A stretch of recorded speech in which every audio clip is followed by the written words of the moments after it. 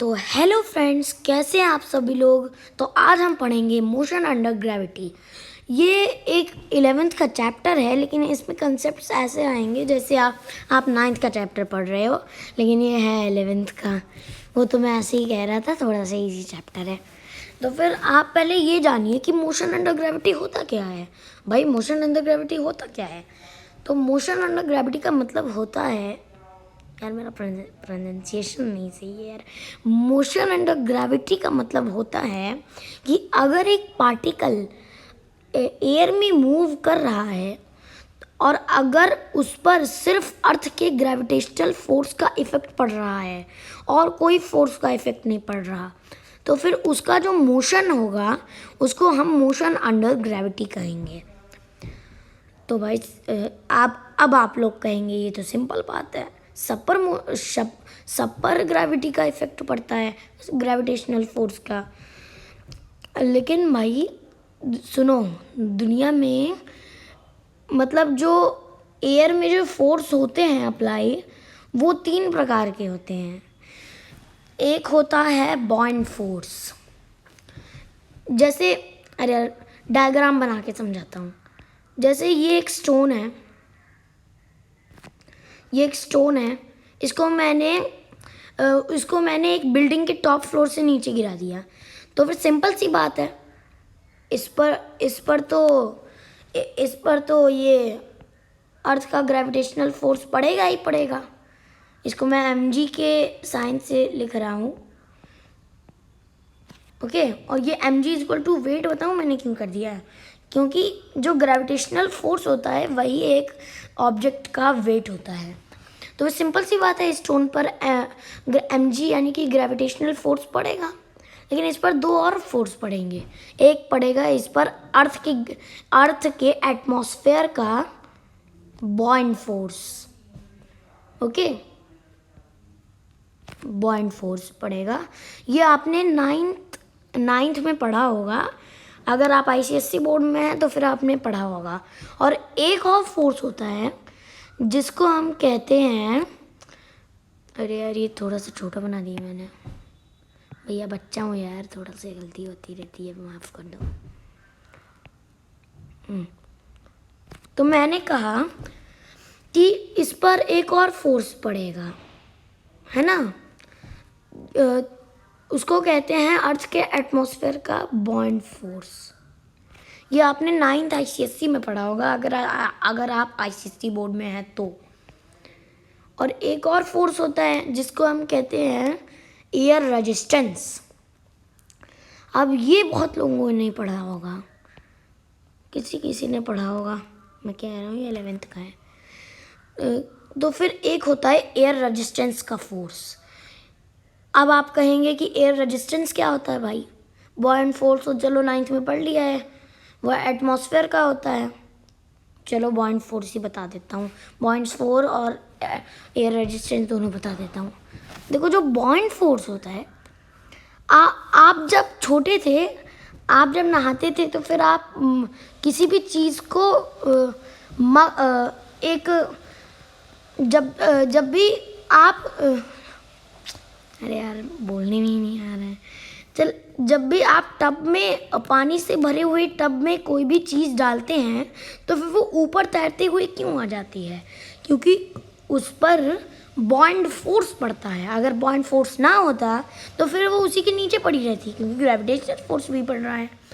अब आप कहेंगे, अब देखिए, जो ग्रेविटेशनल फोर्स होता है वो Fg मैंने इसीलिए लिख दिया क्योंकि ये ग्रेविटेशनल हो गया जी, और ये F फोर्स।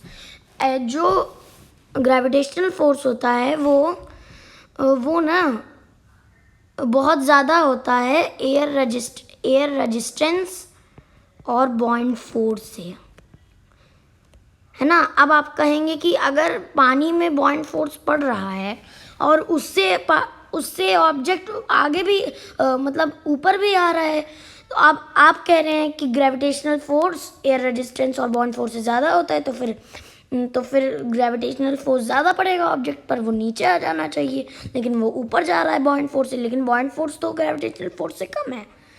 क्योंकि अगर किसी की वॉल्यूम ज़्यादा होगी ना, अब देखो टब में पानी है तो फिर उसकी वॉल्यूम तो ज़्यादा होगी, और जहाँ वॉल्यूम ज़्यादा होती है वहाँ पर बॉइंट फोर्स ज़्यादा होता है, और जहाँ पर अगर एक ऑब्जेक्ट का वेट ज़्यादा होता है तो फिर उस पर ग्रेविटेशनल फोर्स बहुत ज़्यादा पड़ता है। अगर बहुत ज़्यादा वेट है तो फिर बहुत ज़्यादा ग्रेविटेशनल फोर्स, अगर कम वेट है तो फिर कम ग्रेविटेशनल फोर्स ऑब्जेक्ट पर पड़ता रहता है। ओके, तो फिर यही होता है बॉइंट फोर्स। और आप बताइए, अब आप पूछेंगे कि पानी में भैया ये तो एटमॉस्फेयर में है। अरे एटमॉस्फेयर में बादल नहीं होते, वाटर वेपर्स नहीं होते, वो भी तो वाटर का ही फॉर्म है, और वाटर में बॉइंट फोर्स पड़ता है, तो फिर बॉइंट फोर्स है यहाँ पर बॉइंट फोर्स। अब एयर रेजिस्टेंस क्या होता है? एयर रेजिस्टेंस, जब भी गाड़ी फुल स्पीड में जा रही होती है, तो फिर आप जब खिड़की से बाहर हाथ करते हैं तो फिर आपका हाथ पीछे हो जाता है ना। जब भी आप स्कूटी बाइक से जा रहे होते हैं तो फिर आप जब फुल स्पीड में जा रहे होते हैं तो फिर आपका बाल पीछे क्यों हो जाता है? क्योंकि आप पर एक फोर्स पड़ रहा होता है, हवा आपसे टकराती है, और वो आपके मूवमेंट को अपोज करती है, और यही जो एयर का अपोजिशन होता है इसको एयर रेजिस्टेंस का फोर्स कहते हैं। ओके, अब जैसे ये स्टोन नीचे गिर रहा है तो फिर उस पर भी तो एयर रेजिस्टेंस का यानी कि एयर का अपोजिशन लगेगा, यानी एयर रेजिस्टेंस लगेगा, तो फिर ये दोनों फोर्स लग रहे हैं। लेकिन मोशन अंडर ग्रेविटी वो होता है जिसमें सिर्फ ग्रेविटेशनल फोर्स लगा रहता है, बॉइंट फोर्स और एयर रेजिस्टेंस होते ही नहीं है। ओके, तो फिर बॉइंट फोर्स और एयर रेजिस्टेंस आपको समझा दिया मैं। ओके, ये जो मैंने एफ बनाया हुआ है यहाँ पर, ये एफ जो होता है ये एयर रेजिस्टेंस का सिंबल होता है, और बी बॉइंट फोर्स का होता है, लेकिन बॉइंट फोर्स का सिंबल कुछ और होता है, मैंने बस ऐसे ही बना दिया समझाने के लिए। तो बॉइंट फोर्स और एयर रेजिस्टेंस आप समझ गए, लेकिन अभी और भी समझाना है मुझे, क्योंकि अभी और भी बात होने वाली है इन दोनों फोर्सेस के बारे में। जैसे ये एक बलून है, समझ लीजिए बलून है ये। ओके, अरे यार टेढ़ा बन गया, परफेक्ट बलून बनाना है हमें, या हम राजा महाराजा हैं। राजा महाराजा तो नहीं है, कैसे गलत बन गया। जैसे ये एक बलून है, ठीक है, ये एक बलून है।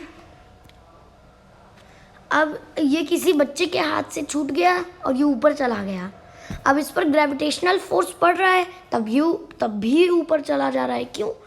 क्योंकि बताऊँ, ये जो बलून होता है ना उसमें बस गैस भरी रहती है, तो फिर उसका वेट बहुत कम होता है, मास बहुत कम होता है उसका, और अगर वेट कम होगा तो फिर ग्रेविटेशनल फोर्स उस पर कम अपना फोर्स लगेगा, कम फोर्स लगेगा उस पर बलून पर, क्योंकि उसका वेट बहुत कम होता है।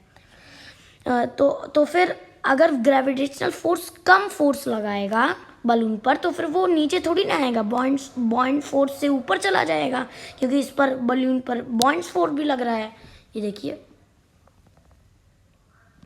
इस पर बॉइंट फोर्स भी लग रहा है, तो फिर ऊपर चला जाएगा, और ग्रेविटेशनल फोर्स यार बहुत कम मात्रा में फोर्स लगा रहा है, तो फिर हो गया ना।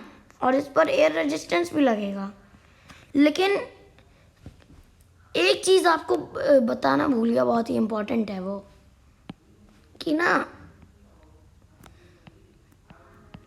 जो ये एयर रेजिस्टेंस होता है ना,